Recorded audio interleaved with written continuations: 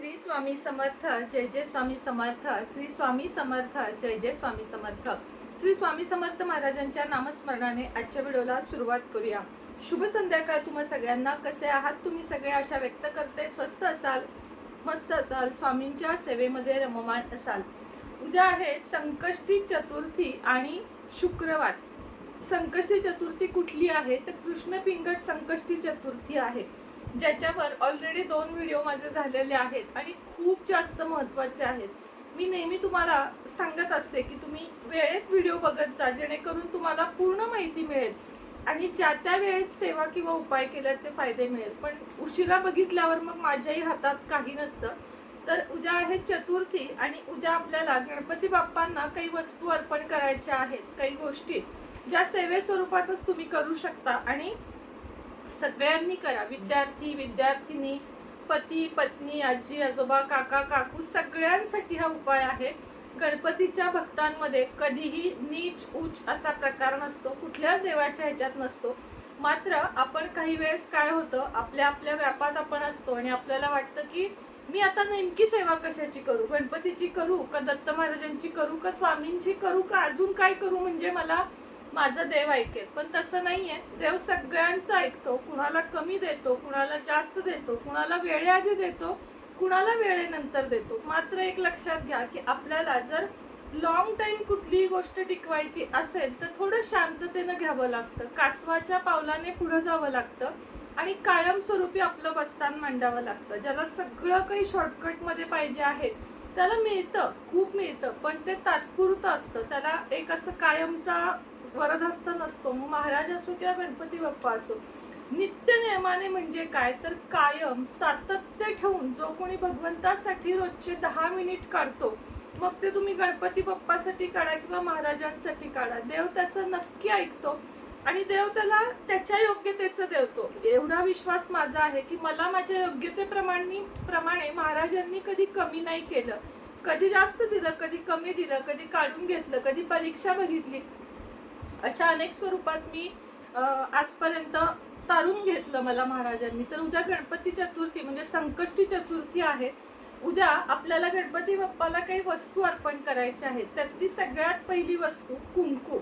भरपूर प्रिय आहे गणपतीला कुंकू. लाल कुंकू गणपतीला अर्पण करायचे. ओलं एका वाटीमध्ये थोडं कुंकू घ्यायचं, त्याच्यात हळद घ्यायची आणि ते गुलाबजलाने कालवायचं किंवा साध्या पाण्याने त्याची पेस्ट करायची. गणपतीच्या मूर्तीवर अभिषेक करून घ्यायचा, अथर्व शीर्ष म्हणायचं आणि त्यानंतर आपल्याला एक दुर्वांची जुडी हातात घ्यायची आहे. दुर्वांची जुडी हातात घेतल्यावर गणपतीला फूल, अक्षता सगळं वाहून ओलं कुंकू लावायचं या बोटानी.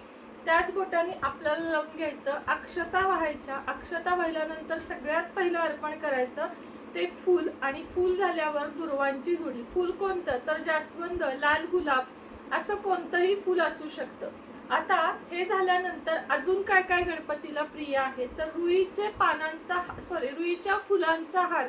बऱ्याच जणांना हे माहित नाहीये की रुईचं पान फक्त शनी महाराज किंवा मारुतीला चढलं जातं असा बऱ्याच लोकांचा समज आहे. पण रुईचं जे फूल येतं ना, बारीक पांढरं फूल, ते गणपती बाप्पाला प्रचंड जास्त प्रिय आहे. शक्य झालं तर उद्या तुम्ही काय करा, शक्य झालं तर किंवा तुमच्या जवळ आसपास झाड असेल तर रुईची जी फुलं असतात ती 21 फुलं काढून आणा आणि त्याचा एक छानसा गजरा ओवा. कसं आधी जप करायचा गणपतीचा, त्याचा गजरा करून घ्यायचा छोटासा आणि गणपती बाप्पांना तो व्हायचा आणि गणपतीजवळ तुमच्या मनातली प्रार्थना बोलायची आणि मग पुन्हा एकदा अथर्व शीर्ष किंवा एकदाच एकूण अथर्व शीर्ष म्हणायचं. ओम गम गणपते नमः या मंत्राचा जप करायचा आणि हा रुईच्या फुलांचा हार बाप्पाला चढवायचा. खूप मनापासून प्रार्थना करायची. शक्य झालं उद्या उपवास करायचा. म्हणजे अंगारकी पासून ज्यांनी उपवास धरला आहे त्यांनी फक्त उपवास करावा, कारण संकष्टीचा उपवास असा मध्ये आधे कधीच करता येत नाही. त्यानंतर मग हा रुईच्या फुलांचा हार चढवल्यानंतर गणपतीच्या समोर बसून गणपती स्तोत्र, अथर्व शीर्ष मंत्र ज्या काही सेवा करायच्या त्या सेवा करून घ्यायच्या आणि संध्याकाळी मग मंदिरात पण जायचं. मंदिरात जाताना एक नारळ घेऊन जायचा, दुर्वा आणि खडीसाखर किंवा मग घरी केलेले मोदक असं साहित्य घेऊन जायचं. घराच्या गणपतीला पण मोदक नैवेद्य दाखवायचा आणि आपल्या मंदिरातल्या गणपतीला पण मोदक अर्पण करायचा आणि मंदिरामध्ये जाऊन आहे ना वाती असतात की नाही, कारण तेल सगळेजण अर्पण करतात, पण ज्या वाती असतात कॉटनच्या वाती ज्या समईमध्ये लागतात त्या वाती उद्याच्या दिवशी आपल्याला गणपती मंदिरात जाऊन दान करायच्या आहेत. मागच्या किंवा त्याच्या मागच्या संकष्टीला मी तुम्हाला गोड पान म्हणजे मिठा पान ज्याला म्हणतात ते अर्पण करायला सांगितलं होतं, तेही कंटिन्यू करायचंच आहे. आणि ते सोडून आपल्याला काय हे करायचं अर्पण करायचं आहे. तर एक ही गोष्ट जी मी तुम्हाला आता सांगितली, इतका सुंदर फायदा आहे. ज्या वाती म्हणते ना मी, कापसाच्या वाती, आणि त्यातल्या त्यात जर त्या तुम्ही घरात हाताने वळल्यात, आता मला पण खरं सांगू का खूप बारीक आमच्या आईसारखा वगैरे येत नाहीत, पण जर तुमच्या घरात कोणी बारीक वाती करणार असेल तर त्यांच्याकडून 21 वाती तयार करून घ्या. 2ची 1 अशा 21 वाती तयार करून घ्या. आणि तुम्हाला स्वतःला जमत असतील, कुणी बघा रांगोळी घालून वळतं, कुणी बऱ्याच पद्धती आहेत म्हणजे त्या बारीक वाती करण्याच्या, आणि मला पण असतं की त्या खूप सुंदर जमत नाहीत, मी तयारच देते. आता मी हा उपाय खूप वेळा केल्यावर तुम्हाला सांगते की मंदिरात तेल देण्याच्या ऐवजी जर तुम्ही वाती दिल्यात, गणपती मंदिरात खास करून 21 चतुर्थी तुम्ही फक्त वाती द्या. तुम्हाला इच्छा आहे ना तुम्ही तेल देऊ शकता, गणपती मंदिरामध्ये शिदा द्या, तिथं जर महाप्रसाद देत असतील तर तो जो खिरीचा गहू असतो तो, किंवा शिऱ्यासाठी रवा, हे सगळं साहित्य गणपती मंदिरात द्यायचं. कारण गणपती मंदिरात मध्ये येऊन जो महाप्रसाद घेतात त्याच्यात आपला एक एक घास जरी प्रत्येकाच्या ताटात गेला तरी आपल्याकडून ना खूप मोठं दान होतं. आणि मेन संकष्टी चतुर्थी वगैरे अशा दिवशी जर तुम्हाला भटकी कुत्री किंवा कुणीही असं जर उपाशी आहे असं जाणवलं, कुणी तुमच्याकडे मागितलं, तर त्यांना अन्न स्वरूपात मदत करा. कधीही मागतात ना त्या लोकांना पैसे द्यायचे नाहीत, तर अन्न द्यायचं. कारण अन्न ही अशी गोष्ट आहे ज्याचा दुरुपयोग कोणी करू शकत नाही. बाकी तुम्ही पैसे दिल्यावर ती व्यक्ती त्यामध्ये व्यसन करते का, किंवा दारू, सिगरेट, तंबाखू अशा गोष्टी पण घेऊ शकते.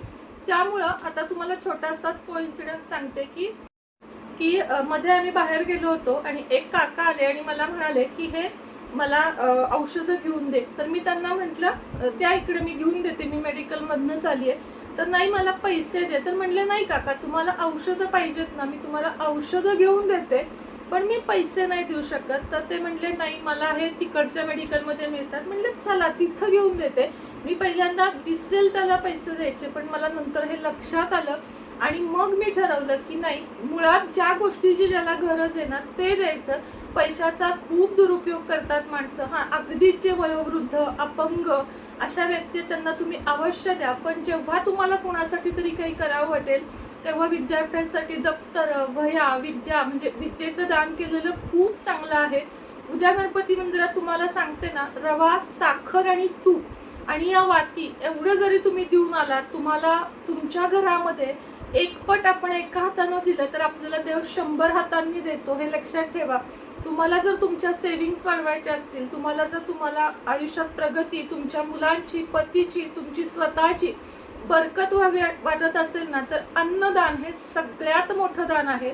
म्हणून गणपती मंदिरात उद्या जे कोणी जाल आणि जिथं महाप्रसाद दिला जातो तिथं तुपाचा एक डबा म्हणजे छोटा, तेलाची एक पिशवी, रवा, साखर, तूप या गोष्टी द्या, तांदूळ द्या. आणि मग तुम्ही बघा की दानाचं पुण्य तर मिळतं आणि दानानं आपल्याला मानसिक समाधान पण मिळतं. ते आपण कुणाला पैसे दिल्यावर कधीच मिळत नाही. बाकी इतरांना घरगुती मदत वगैरे करणं ही गोष्ट वेगळी आहे, पण जेव्हा तुम्हाला बाहेर काही करावं वाटेल, मी अक्कलकोटमध्ये तेवढ्यासाठी मी प्रत्येक महिन्याला छोटीशी का विना 500 रुपयाची असू दे पण मला स्कॅनर येतं, त्याच्यावर मी नक्की दान करत असते. आणि तुम्हीही करा. जिथं कुठं अन्नदान चालू असेल, मंदिराचं बांधकाम चालू असेल, तिथं बांधकामासाठी एक वीट जरी आपली गेली तरी लक्षात घ्या एक मंदिर किमान 100-200 वर्ष त्याची प्रचिती राहते. आणि त्या मंदिरात लावलेली फरशी किंवा वीट हे आपल्यासाठी खूप मोलाचं असतं. आणि म्हणून या दानांना खूप प्राचीन काळापासून महत्त्व आहे. तर चला जास्त लांबड लावत नाही. दान काय करायचं ते मी सांगितलं. बोलायला लागलं की अख्खे 15 मिनिटं संपतात, त्याबद्दल माफी असावी. तर चला, श्री स्वामी समर्थ.